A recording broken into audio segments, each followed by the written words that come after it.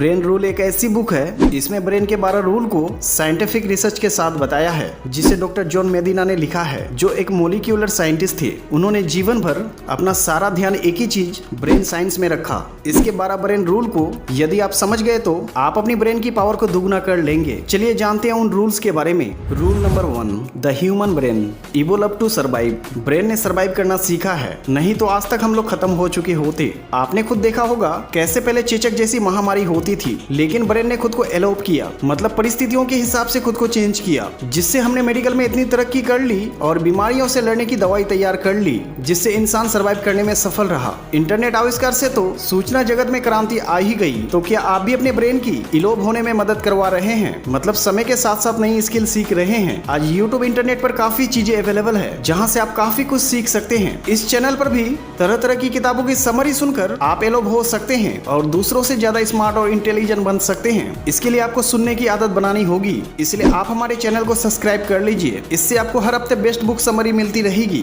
Rule number 2, exercise enhance brain power. Exercise करने के फायदे तो आपको पता है, लेकिन ऑथर बताते हैं कि एक्सरसाइज से केवल बॉडी बिल्डिंग नहीं होती, बल्कि ब्रेन भी पावरफुल बनता है। ब्रेन को ज्यादा ऑक्सीजन मिलती है, ब्लड सर्कुलेशन ज्यादा होता है और ब्रेन बहुत एक्टिव हो जाता है। स्ट्रेस और डिप्रेशन भी दूर हो जाता है। लेजी लोगों का दिमाग उसकी तरह ही सुस्त हो जाता है। बहुत से लोग एक्सरसाइज नहीं करते हैं, उन्हें लगता है एक्सरसाइज सिर्फ जिम में ही होती है और उनके पास इतना टाइम नहीं है, लेकिन ऐसा बिल्कुल नहीं है। आप 15 मिनट अगर वॉक भी करोगे तो बहुत ही फायदा मिलेगा। थोड़े से पुशअप और फिटअप भी कर ले तो आपकी बॉडी भी टर्न हो जाएगी और ब्रेन पावर भी बहुत बढ़ जाएगी। तो आज से ही एक्सरसाइज करने की आदत डाल लीजिए। Rule number 3, all brain are the definitely wire. दोस्तों, हम सब बचपन से यही मानते आए हैं कि सबका ब्रेन एक जैसा होता है, लेकिन ऑथर कहते हैं कि ऐसा बिल्कुल नहीं है। सबका ब्रेन अलग तरह से वायर होता है। वायरिंग का मतलब ब्रेन का सेल या अरेंजमेंट हर ब्रेन में अलग होती है, इसलिए हर ब्रेन अलग तरह से काम करता है। क्या आपके पेरेंट्स ने कभी कहा है कि देखो उस रिश्तेदार के बेटे मैथ में कितने मार्क्स आए हैं, तुम्हारे क्यों नहीं आते? किसी ना किसी बच्चे को तो ऐसा कहा ही जाता है, लेकिन ये लोगों की गलत सोच है। हो सकता है कि आपका दिमाग मैथ के लिए ना बना हो, आपका ब्रेन बिजनेस के लिए बना हो, यूट्यूबर बनने के लिए बना हो, एक्टर बनने के लिए बना हो या कोई खिलाड़ी बनने के लिए बना हो, क्योंकि आपके ब्रेन की वायरिंग उस रिश्तेदार के बच्चे से अलग तरह की होगी। इसीलिए आपने देखा क्यों ऐसी किताब पढ़ना या सुनना जरूरी है, अदरवाइज सारी सोसाइटी की सोच वही दकियानूसी विचारों वाली रहेगी। एनीवेज, हमें अपने ब्रेन की पावर खुद पहचाननी होगी कि वो किस चीज के लिए बना है, फिर उस टैलेंट पर लगकर काम करना चाहिए। आपको सफलता जरूर मिलेगी। अगर आप पेरेंट्स हैं तो अपने बच्चों को दूसरों के साथ कंपेयर करना बिल्कुल बंद कर देना चाहिए। इससे बच्चे के आत्मविश्वास में कमी आती है, इसमें हीन भावना घर कर जाती है, फिर वो अपनी खूबी को भी निखार नहीं पाता और लाइफ में दूसरों के पीछे रह सकता है। इसके बजाय आपको उसकी खूबियों की पहचान करनी चाहिए, उसकी तारीफ करनी चाहिए और बच्चे का करियर उसी दिशा में आगे बढ़ाना चाहिए। Rule number 4, brain can't pay much attention to boring thing. दोस्तों, बोरिंग चीजें किसे अच्छी लगती है, फिर वो चाहे बोरिंग मूवी हो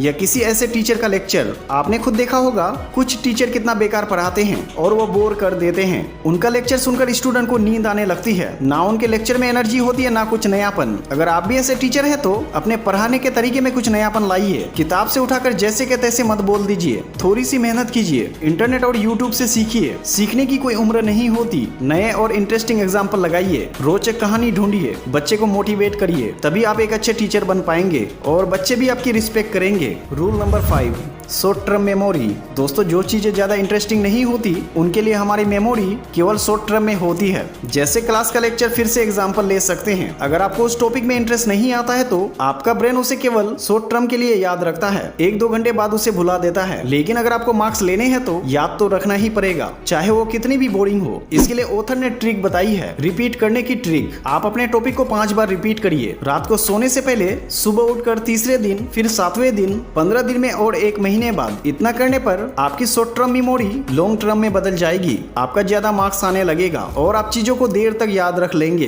बहुत से स्टूडेंट एग्जाम पर ही किताब खोलते हैं, तो अब इस आदत को बदल दीजिए। 15 मिनट ही सही टॉपिक का रिवीजन जरूर कीजिए। Rule number 6, long term memory. अगर कोई चीज बहुत ज्यादा खुशी या गम से जुड़ी होती है तो ब्रेन को देर तक याद रखती है। यही कारण है कि दोस्तों के साथ ट्रिप हम कभी नहीं भूलते। अगर कोई छोटा बड़ा एक्सीडेंट हुआ हो तो वो कभी भी नहीं भूलता। इसलिए हमें किसी भी टॉपिक को अगर याद करना है तो उसे इंटरेस्टिंग बनाकर समझने की कोशिश करनी चाहिए। इससे ब्रेन लंबे समय तक याद रख सकता है। Rule number 7, sleep. ब्रेन को स्वस्थ रखने के लिए अच्छी नींद लेना बहुत ही जरूरी है। दोस्तों, आपको पता है जब हम सोते हैं तो हमारी बॉडी खुद को 80% तक हील करती है। ब्रेन भी दिन भर की बुरे विचारों और दूसरे के कचरे को साफ करता है। आपने देखा होगा कि किसी से झगड़ा होने पर आपका मूड खराब हो जाता है, लेकिन जब आप अगले दिन सोकर उठते हैं तो आप अच्छा महसूस करते हैं, क्योंकि आपकी नींद के दौरान ब्रेन आपके बुरे विचारों को साफ कर देता है। हर दिन हमारे ब्रेन के सेल न्यूरॉन्स भी मरते रहते हैं, जिससे हमारा ब्रेन ठीक से काम कर पाता है। जो लोग लेट से सोते हैं या ठीक से नींद नहीं लेते,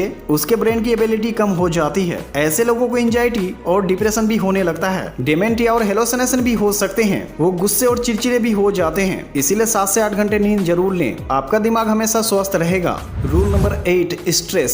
स्ट्रेस हमारे ब्रेन के लिए सही नहीं है, क्योंकि स्ट्रेस से हमारे ब्रेन से न्यूरॉन्स जल्दी मरने लगते हैं। इससे मेमोरी और इंटेलिजेंस पर बहुत प्रभाव पड़ता है। अगर आप घर का स्ट्रेस ऑफिस लेकर जाएंगे तो ठीक से अपना काम नहीं कर पाएंगे, और वाइस वर्सा भी ऐसा ही होगा। इसलिए स्ट्रेस को दूर रखिए, खुश रहें और खुश रखें। आखिर इंसान की लाइफ बहुत छोटी होती है। योग, मेडिटेशन और एक्सरसाइज करते रहें। Rule number 9, sensory integration. दोस्तों, हमारी 5 सेंस ऑर्गन्स होती है। ब्रेन पावर को बढ़ाने के लिए सभी 5 सेंस ऑर्गन को तेज कर लेना चाहिए। Sense of smell. हमारी स्मेल पावर बढ़ाने के लिए फूलों की खुशबू बहुत अच्छी होती है। पहली बारिश के वक्त मिट्टी की सीधे सीधे खुशबू किसके ब्रेन को सुकून नहीं देती, वैसे चाय चॉकलेट की स्मेल भी तरोताजा कर देती है। Sense of sound. म्यूजिक सुनने से ब्रेन रिलैक्स फील करता है और स्ट्रेस दूर होता है, लेकिन क्वालिटी म्यूजिक ऐसा करता है, ना कि आजकल मशीनों से बनाया हुआ शोर। आने वाला इलेक्ट्रॉनिक म्यूजिक, मोजार्ट और बीथोवन का म्यूजिक सच में ब्रेन को हील कर सकता है। ये आपको इंटरनेट पर आसानी से मिल जाएगा। इसीलिए दोस्तों, आप भी अपनी पसंद का म्यूजिक कुछ देर के लिए रोज सुने। Sense of touch. जैसे माँ का स्पर्श पल भर में ही आपको खुशी भर देता है, आपकी सारी चिंता दूर हो जाती है। छोटे बच्चे को गोदी में उठाने पर भी प्यार और आनंद की अनुभूति होती है। लबों को हक करना भी ब्रेन को हैप्पीनेस और ब्लेस से भर देता है। तो ब्रेन पावर को बढ़ाने के लिए सभी इंद्रियों को तरह तरह से तरोताजा करना चाहिए। इंद्रियां भी खुश और ब्रेन भी खुश। Rule number 10, vision. सभी सेंस ऑर्गन में सबसे ज्यादा याद रखने में सहायता करती है दृष्टि या सेंस ऑफ साइट। हम भी देखी हुई चीजों को ज्यादा याद रख पाते हैं बजाय सुनी हुई चीजों के। आप अपने क्लास के बच्चे के चेहरों को याद रख पाते हो, लेकिन उसके नाम शायद आप भूल जाएं। कुछ साल उससे ना मिले तो उनका नाम तो बिल्कुल ही भूल जाते हैं, लेकिन चेहरा नहीं। ऐसे ही किसी स्टोरी को पढ़कर आप उसे भूल जाते हैं, लेकिन अगर उस पर फिल्म बन जाए तो उसका एक एक सीन आपको याद रहता है। सोचिए, अगर मैथ का टीचर अगर बोलकर ही आपको क्वेश्चन समझाए तो क्या आपको समझ में आएगा? जब टीचर बोर्ड में लिखकर समझाता है और आप उसे देख पाते हैं, तभी आपको समझ आता है। इसलिए आप भी हो सके तो टफ चीजों को देखकर समझने की कोशिश करें। जैसे अपने गोल को कॉपी में लिखकर देखें, आपको अपना उद्देश्य ज्यादा समझ आएगा। Rule number 11, gender. एक एक्सपेरिमेंट में पुरुष और महिलाओं को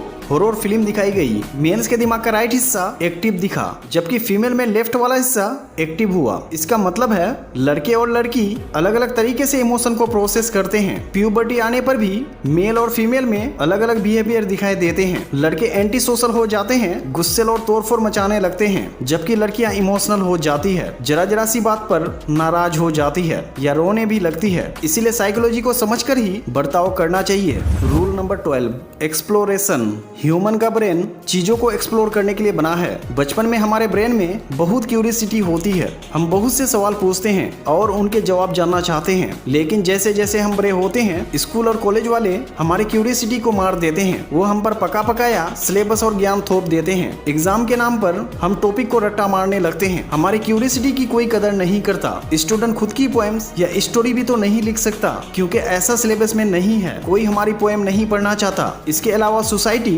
तरह तरह के डर हमारे अंदर बैठा देती है। ये मत करो, वो मत करो, ये हो जाएगा, वो हो जाएगा। हम बच्चा अपना कुछ नया सोच ही नहीं सकता। इससे हमारा ब्रेन संकुचित होकर रह जाता है। हमारी क्यूरियोसिटी खत्म हो जाती है। हम कुछ भी एक्सप्लोर करने से डरते हैं और हम लाइफ में कुछ बड़ा नहीं कर पाते। लेकिन जिन लोगों में ये क्यूरियोसिटी और एक्सप्लोर करने की क्वालिटी बची रह जाती है, वो बहुत बड़े scientist, traveller, business person, entrepreneur बन जाते हैं। आइंस्टाइन ने कहा है, I am not a genius, I am just curious. मतलब मैं जीनियस जीनियस इसलिए बन पाया क्योंकि मैं चीजों के रहस्य को जानने में बहुत ही इच्छुक रहता था। तो दोस्तों आप भी क्यूरियोसिटी को जिंदा रखिए। अगर कोई आपके सवाल का जवाब नहीं देता है तो उसी सवाल को अपने अंदर जिंदा रखिए। एक ना एक दिन आप खुद ही जवाब ढूंढ लेंगे, या दूसरे शब्दों में कहे तो अपने अंदर की आग को बुझने मत दीजिए। सो दोस्तों ये थी ब्रेन बुक समरी। दोस्तों वीडियो अच्छी लगी है तो ज्यादा से ज्यादा लोगों तक शेयर करें और हमारे चैनल को सब्सक्राइब करना ना भूलें।